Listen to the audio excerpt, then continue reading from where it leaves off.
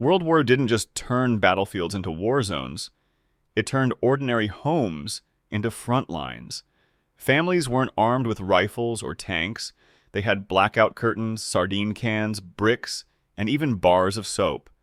And somehow, they turned those everyday objects into life-saving defenses.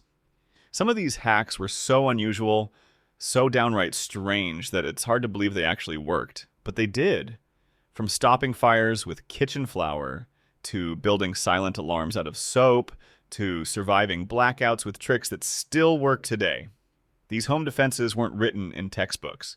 They were whispered, improvised, and hidden for decades. In this video, we're uncovering 8 of the strangest World War II home defense hacks that really worked. And wait until you see hack number 5. It's bizarre, but it might be the one thing that saved entire neighborhoods. Number 1, escape holes. During World War II, survival at home wasn't only about food or warmth. For countless families trapped in occupied cities, the most important defense was not a wall, a lock, or even a barricade.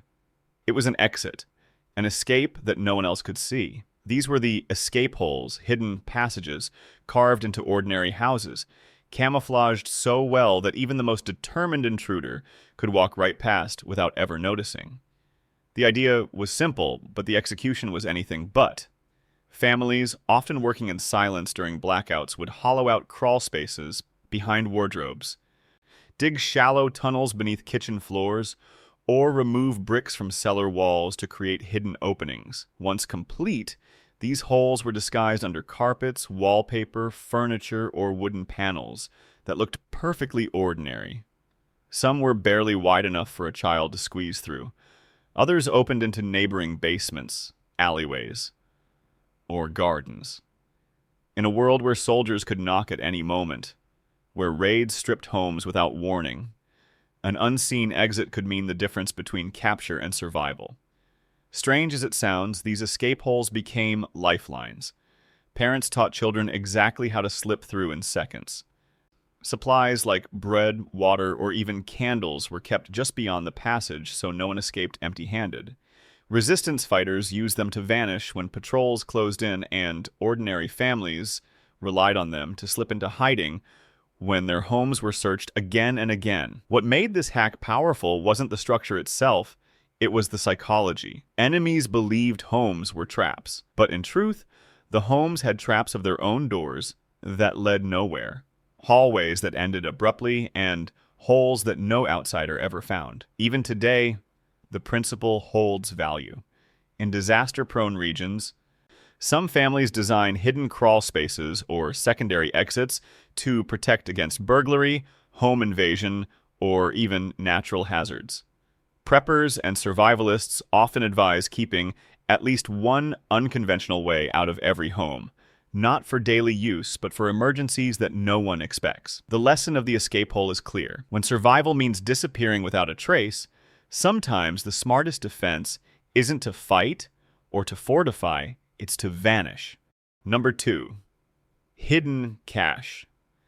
Hidden caches were the quiet backbone of survival during wartime.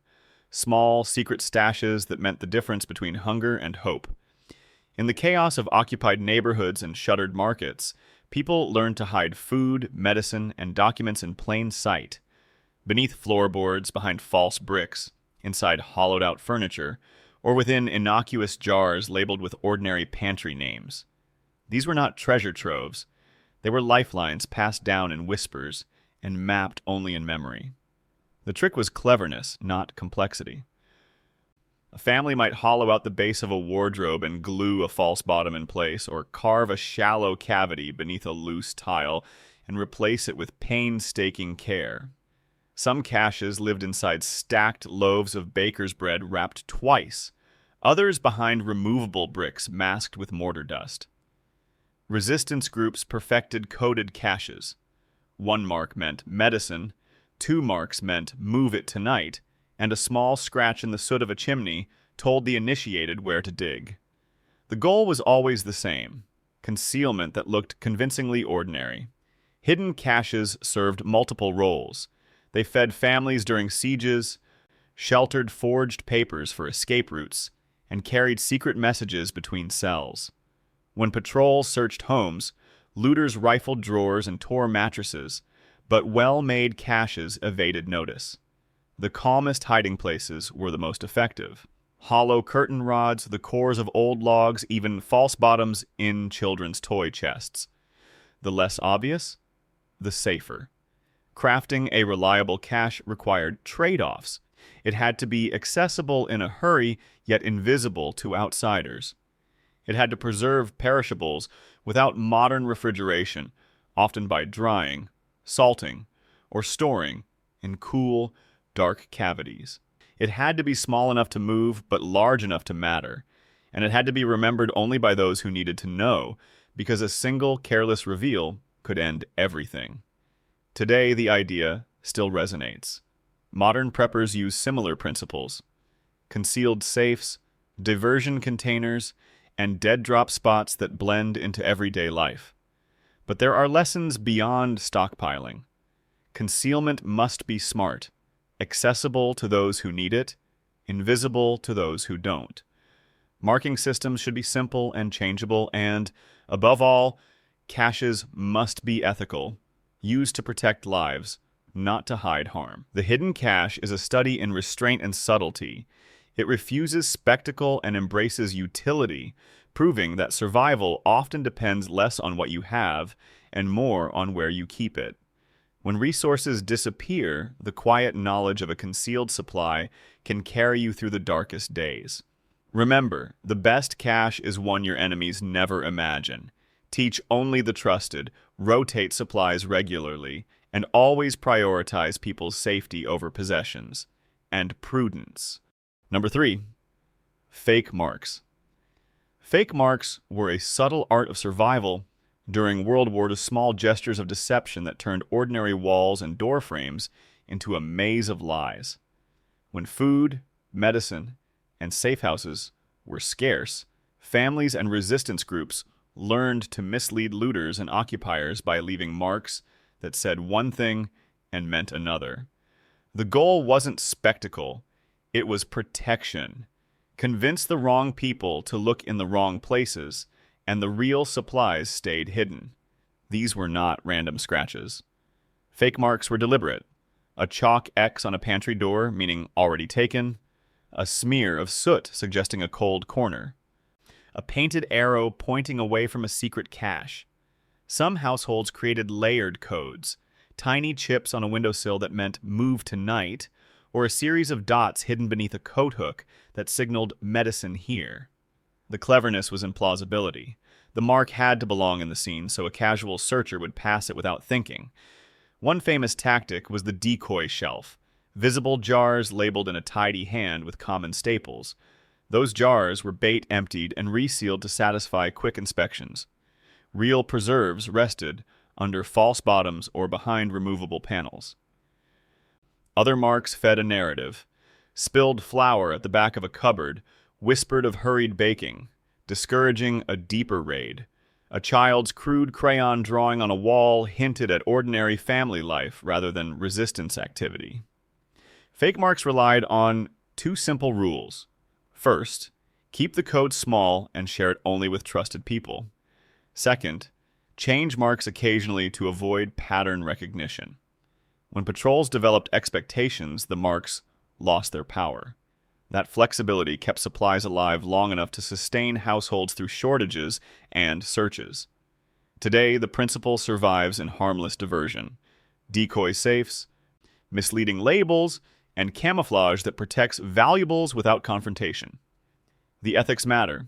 These tactics are for defense and survival, not wrongdoing. Used wisely, fake marks show that survival often depends less on force and more on cunning. In peaceful times, they're curious tricks.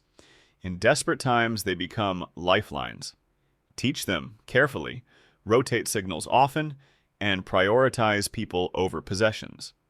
Remember, a well-placed false sign can buy hours, even days, and in wartime, hours are often the difference between life and death. Number 4, brick warming. In the bitter winters of World War II, warmth was not a comfort. It was survival. Families huddled in basements with broken windows, soldiers dug into frozen earth, and refugees slept on bare floors with nothing but thin blankets. Fuel was rationed, wood was stripped from forests, and electricity failed night after night. When the fires died out and the cold crept in, people needed a solution. And from desperation came one of the strangest, simplest home defense tricks of all: brick warming. The idea was deceptively basic. Ordinary clay bricks, the kind found in bombed-out walls, collapsed chimneys, or garden paths, were gathered during the day. These bricks were dense, heavy, and perfect for one purpose: holding heat. Families placed them beside small cooking fires, inside stoves, or even in the ashes of fading coals. As the flames burned, the bricks absorbed heat slowly like sponges soaking up water. When the fire risk grew too great or the fuel was gone, the glowing bricks were wrapped in cloth, towels, or even old uniforms and carried carefully into sleeping areas. Through the night, those bricks released their stored warmth bit by bit.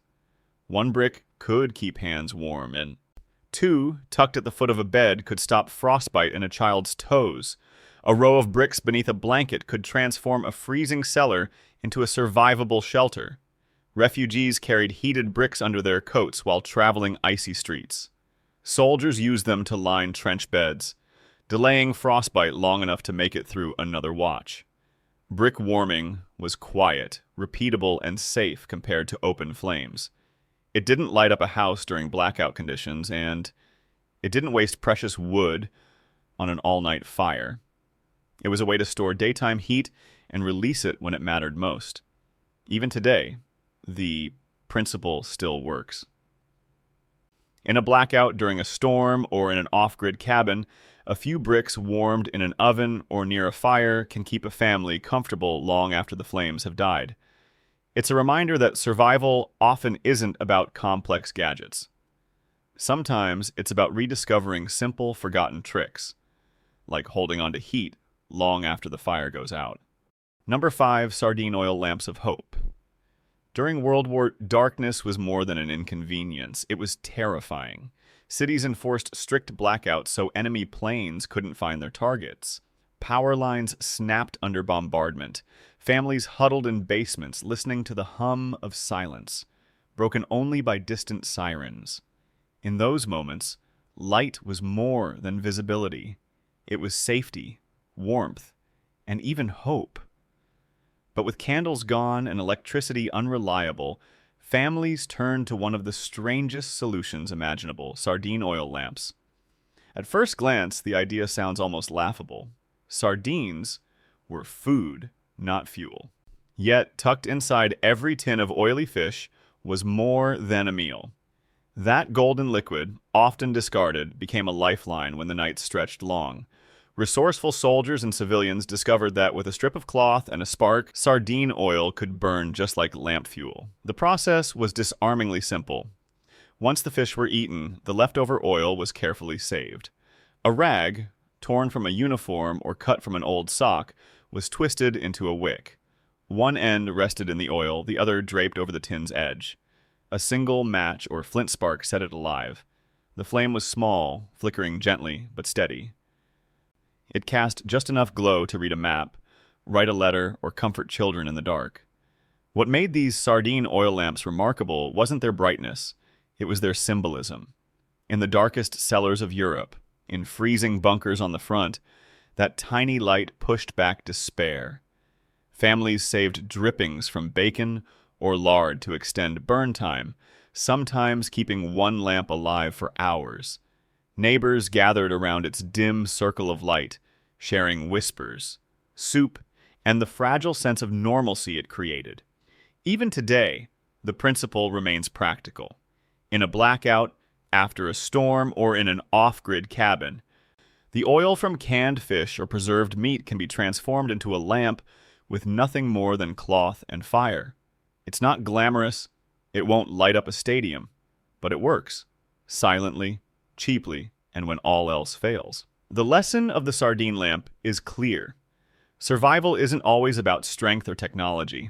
Sometimes it's about seeing value where others see waste, about turning scraps into light and darkness into hope. Number 6, laundry trap. In World War II, danger didn't always come with a siren or a bomb. Sometimes it crept silently, thieves in the night, soldiers searching homes, or strangers slipping through alleys during blackouts. Families couldn't always fight back. Weapons were scarce, and confrontation often meant disaster. So instead, they turned to something disarmingly ordinary: their laundry. From shirts and trousers strung across backyards came one of the strangest and most effective home defense tricks of the war: the laundry trap. At first glance, it looked like nothing more than clothing lines swaying gently in the wind. But appearances were deceiving. Families and resistance groups quickly realized that thin ropes, wires, and clotheslines could do more than just dry fabric. They could create invisible barriers by stretching lines at chest height across courtyards, stairwells, or hallways. Defenders built traps that intruders never saw coming. Imagine walking through a blackout, guided only by moonlight or a faint lantern glow. Suddenly, a rope snaps across your chest. You stumble, lose balance, and crash into barrels or furniture deliberately placed nearby. The noise alone was enough to wake an entire household. In other setups, extra metal cans, pots, or scrap were tied to the line, so the moment it was disturbed, they rattled like alarms. It was simple, silent until triggered, and devastatingly effective. What made the laundry trap powerful wasn't just the fall it caused, it was the time it bought. Families could use those precious seconds to flee through escape holes, hide supplies, or prepare a defense. In crowded neighborhoods, neighbors worked together, stringing multiple traps across alleyways so intruders would be slowed again and again. In rural areas, farmers stretched lines between trees, blending them perfectly into the night. Even today, the idea still holds value. In a campsite, a homestead, or during a blackout, improvised trip lines can alert you to unexpected movement. Thin rope or fishing line is nearly invisible at night, and when paired with cans or bells, it becomes a cheap, reusable alarm. The laundry trap reminds us that survival isn't about brute force. It's about creativity. It's about taking something as innocent as drying clothes and turning it into a shield. And maybe that's why this hack is so unforgettable. It proves that even the most ordinary details of daily life can become extraordinary tools of survival. Number 7. Pepper cloud. In the chaos of World War II, not every battle was fought with guns. Many were fought inside homes, where families had only seconds to react when strangers forced their way in. Weapons were scarce, silence was essential, and sometimes the only thing standing between survival and disaster was whatever could be found in a kitchen. Out of that desperation came one of the strangest and most effective home defense hacks of the war: the pepper cloud. It didn't look like a weapon. A small bowl of crushed black pepper, often mixed with fireplace ash or fine flour, seemed harmless sitting on a shelf.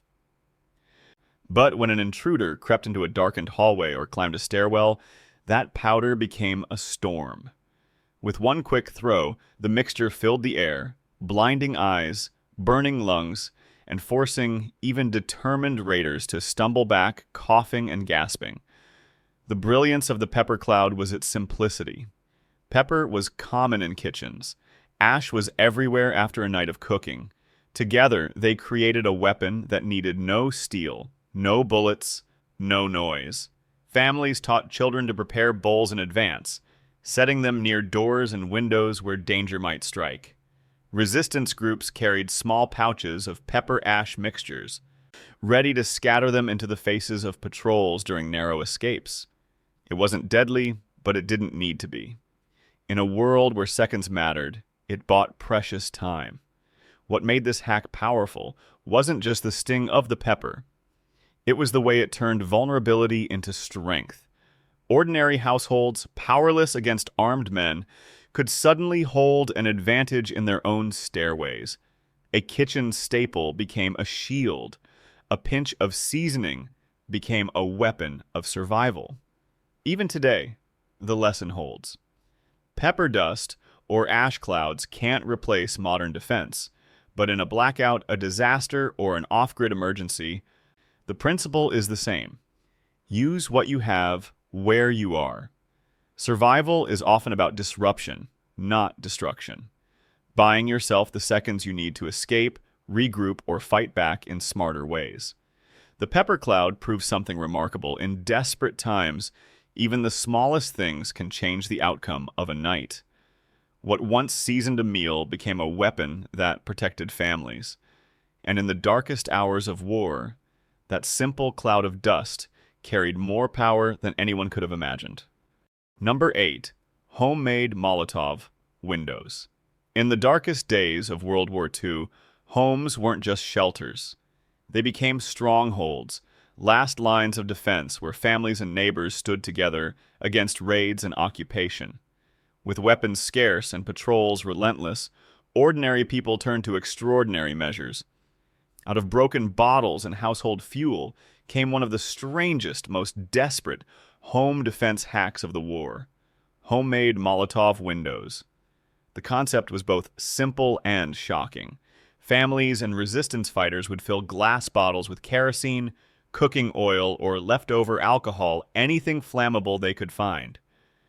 Rags or cloth scraps, often torn from worn-out clothes, were stuffed into the bottlenecks to serve as makeshift wicks. Then, instead of stockpiling these bottles on the ground, they were hidden on window ledges, behind shutters, or above doorways. The idea was not to attack, but to prepare. If intruders forced their way inside, if patrols tried to storm a home, defenders had only to tip the bottle, light the rag, and send it crashing down.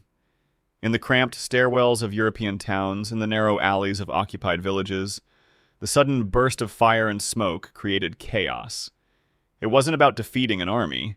It was about disorienting, buying time, and reminding invaders that even unarmed families had teeth.